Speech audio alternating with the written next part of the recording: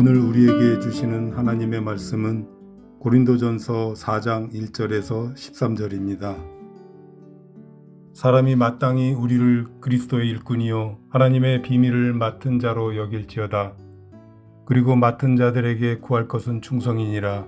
너희에게나 다른 사람에게나 판단받는 것이 내게는 매우 작은 일이라. 나도 나를 판단하지 아니하노니 내가 자책할 아무것도 깨닫지 못하나 이로 말미암아 의롭다 함을 얻지 못하노라. 다만 나를 심판하실 이는 주시니라. 그러므로 때가 이르기 전 곧 주께서 오시기까지 아무것도 판단하지 말라. 그가 어둠에 감추인 것들을 드러내고 마음의 뜻을 나타내시리니 그때 각 사람에게 하나님으로부터 칭찬이 있으리라. 형제들아, 내가 너희를 위하여 이 일에 나와 아볼로를 들어서 본을 보였으니 이는 너희로 하여금 기록된 말씀 밖으로 넘어가지 말라 한 것을 우리에게서 배워 서로 대적하여 교만한 마음을 가지지 말게 하려 함이라. 누가 너를 남달리 구별하였느냐? 내게 있는 것 중에 받지 아니한 것이 무엇이냐? 내가 받았은즉 어찌하여 받지 아니한 것 같이 자랑하느냐? 너희가 이미 배부르며 이미 풍성하며 우리 없이도 왕이 되었도다. 우리가 너희와 함께 왕 노릇하기 위하여 참으로 너희가 왕이 되기를 원하노라.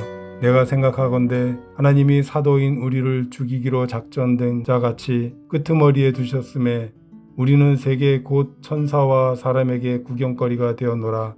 우리는 그리스도 때문에 어리석으나 너희는 그리스도 안에서 지혜롭고 우리는 약하나 너희는 강하고 너희는 존귀하나 우리는 비천하여 바로 이 시각까지 우리가 줄이고 목마르며 헐벗고 매맞으며 정처가 없고 또 수고하여 친히 손으로 일을 하며 모욕을 당한 즉 축복하고 박해를 받은 즉 참고 비방을 받은 즉 권면하니 우리가 지금까지 세상의 더러운 것과 만물의 찌꺼기 같이 되었도다. 아멘. 사랑하는 사문가족 여러분, 새로운 한날이 밝았습니다. 오늘 말씀은 사도 바울의 직분자론이라고 할 수 있습니다.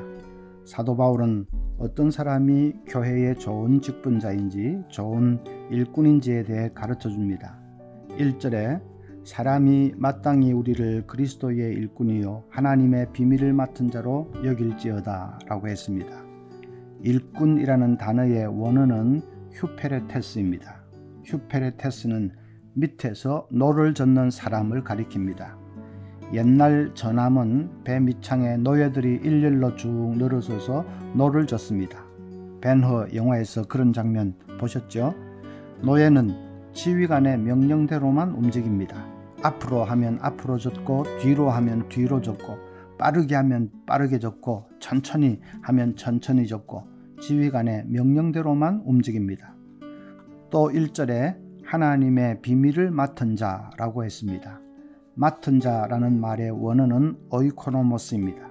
오이코노모스는 청지기라는 뜻입니다. 청지기는 자기 마음대로 일하는 사람이 아니지요.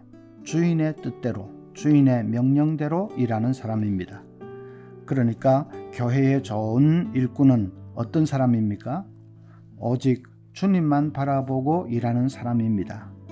지휘관의 명령대로만 움직이는 배 밑창의 노예처럼 주인의 뜻대로만 움직이는 청지기처럼 오직 예수님만 바라보고 예수님의 뜻대로만 움직이는 사람이 좋은 일꾼입니다. 고린도 교인들은 그러지를 못했습니다. 8절에 보면 너희가 이미 배부르며 이미 풍성하며 우리 없이도 왕이 되었도다. 고린도 교인들은 주님을 바라보고 일하는 것이 아니라 자기 자신들을 높이기 위해 일했습니다. 바울파, 아볼로파 하고 파당을 지어서 끼리끼리 몰려다니면서 서로 잘났다고 떠들어대었습니다. 자기들 스스로를 왕처럼 높였습니다. 그것은 전혀 좋은 일꾼의 자세가 아닙니다. 예수님만 바라보고 일한다는 것은 구체적으로는 어떻게 하는 것을 의미할까요? 3절에 있습니다. 너희에게나 다른 사람에게나 판단받는 것이 내게는 매우 작은 일이라. 다른 사람들이 나를 어떻게 평가할까? 그건 하나도 중요하지 않다는 말입니다. 사람들이 내게 대해서 뭐라고 할까? 사람들이 나를 칭찬할까? 나를 인정해 줄까? 그런 것은 신경 쓸 필요가 없다는 말입니다. 우리가 신경을 써야 할 대상은 오직 주님뿐입니다. 주님이 뭐라고 하실까? 주님이 과연 잘했다고 하실까? 그것뿐입니다. 주님만 바라보고 일하는 사람이 명심해야 할 것 한 가지가 더 있습니다. 3절을 다시 보면 너희에게나 다른 사람에게나 판단받는 것이 내게는 매우 작은 일이라. 나도 나를 판단하지 아니하노니. 나도 나를 판단하지 않는다. 이 말씀이 중요합니다. 주님만을 바라보고 일하는 사람은 자기 스스로를 판단하지도 않습니다. 내가 얼마나 일을 많이 했는지, 내가 얼마나 일을 잘했는지 그런 것을 계산하고 돌아보지 않습니다. 그런 것 돌아보기 시작하면 잘못하면 공로의식에 사로잡히기 쉽습니다. 교회마다 공로의식에 사로잡혀 있는 사람들이 종종 있습니다. 나는 이 교회 개척할 때부터 있었어. 내가 개척 공신이야 하는 공로의식에 사로잡혀 있습니다. 이 교회 주일학교는 사실 내가 기틀을 다 놓은 거야. 내가 초창기에 10년 주일학교 부장하면서 기틀을 다 놓았어. 내가 아니었으면 택도 없지 하는 공로의식입니다. 이 교회 건축할 때 내가 힘 좀 썼어. 내가 그때 헌금 크게 안 했으면 건축이 어떻게 돼? 택도 없지. 내가 다 한 거야 하는 공로의식입니다. 그런 공로의식에 사로잡혀 있는 사람들 특징이 뭔지 압니까? 자꾸 섭섭해집니다. 사람들이 나를 알아주지 않는 것 같습니다.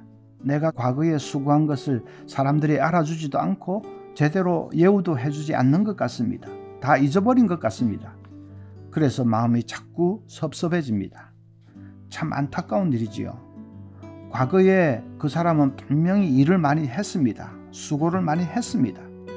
그러면 참 기쁘고 감사가 넘쳐야 할 텐데 마음이 섭섭해서 주저앉아 있으면 얼마나 애석한 일입니까? 여러분, 우리도 주님만 바라보며 일할 수 있기를 바랍니다. 사람들이 나를 어떻게 생각할까 하고 사람들 눈치를 살피면 주님만 바라보고 일하는 것이 아닙니다.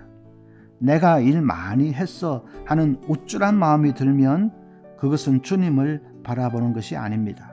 사람들이 왜 나를 알아주지 않을까 하고 섭섭한 마음이 들면 그건 주님을 바라보는 것이 아닙니다.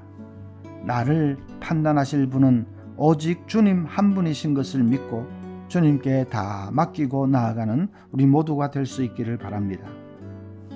또 한 가지 좋은 일꾼의 특징은 충성을 다해 일하는 것입니다.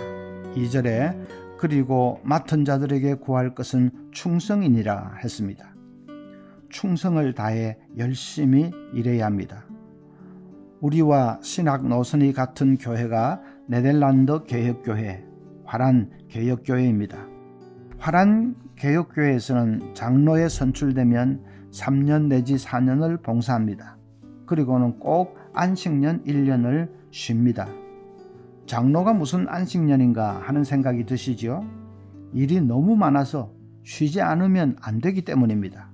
장로가 교인들 가정마다 신방도 하고 새신자들 권면하고 기관들 돌아보고 교회 행사 다 지휘하고 그러면서 세상에서는 또 직장 생활도 해야 되고 가정 생활도 해야 되고 그러니까 진짜 코피가 납니다.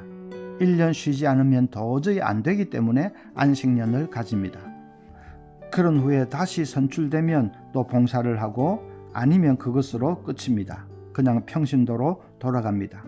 그러니까 화란 개혁교회에서는 장로가 영구직이 아닙니다.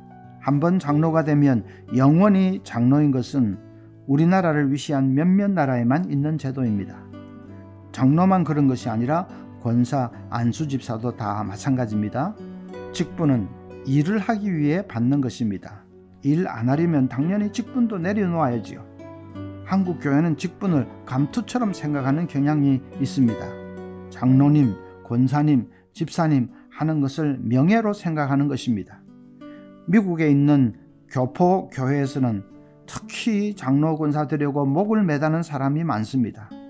일을 하고 싶어서 그렇게 목을 매달겠습니까? 그게 아니고 명예를 얻고 싶은 것이죠. 일본 강점기 때 33인이 모여서 독립선언문을 작성하는데 문제가 생겼습니다. 선언문에 누구의 이름을 먼저 쓰느냐 하는 문제로 옥신각신하게 되었습니다. 한국 사람들 순서에 민감하지 않습니까? 큰 일을 앞두고 기껏 이름 순서 때문에 옥신각신하는 것을 보고 남강 이승훈 선생이 버럭 소리를 질렀습니다. 이건 죽는 순서야. 아무면 어때? 손병희를 먼저 써. 그 말대로 손병희 선생의 이름이 제일 먼저 올라갔습니다. 그 후에 서명자 대부분이 일본 경찰에 체포되어 징역 1년 6개월 형을 받았는데 손병희 선생은 혼자 3년형을 받았고 결국 감옥에서 옥사했습니다. 정말 이름 쓴 순서대로 죽었습니다. 여러분, 목사, 장로, 권사, 집사, 그것은 죽는 순서입니다. 예수님을 위해서, 주님의 몸된 교회를 위해서 죽는 순서입니다. 직분자들은 예배나 봉사나 헌금하는 일이나 모든 면에 앞장을 서야 합니다. 제일 먼저 희생하는 자리에 서야 합니다. 직분은 받아놓고 일은 제대로 안 하는 사람들이 있다면 그런 사람들을 위해 직분자 리콜 제도를 만들면 어떨까 싶습니다. 마지막으로 좋은 일꾼은 장차 받을 상급을 바라보고 일하는 사람입니다. 5절에 그러므로 때가 이르기 전 곧 주께서 오시기까지 아무것도 판단하지 말라. 그가 어둠에 감추인 것들을 드러내고 마음의 뜻을 나타내시리니 그때에 각 사람에게 하나님으로부터 칭찬이 있으리라. 여기 그때란 주님께서 재림하시는 때를 가리킵니다. 우리가 하나님의 심판대 앞에 서는 때를 가리킵니다. 그때 착하고 충성된 일꾼에게는 주님이 영광의 면류관을 씌워주실 것입니다. 교회를 위해 하나님 나라를 위해 행했던 모든 수고와 희생을 하늘의 상급으로 갚아주실 것입니다. 좋은 일꾼은 그 순간에 모든 초점을 맞추고 일하는 사람입니다. 그 영광의 순간을 놓쳐버리니까 자꾸 땅에서 받는 칭찬에 목을 매는 것이지요. 사람들 칭찬에 목말라 하는 것이죠.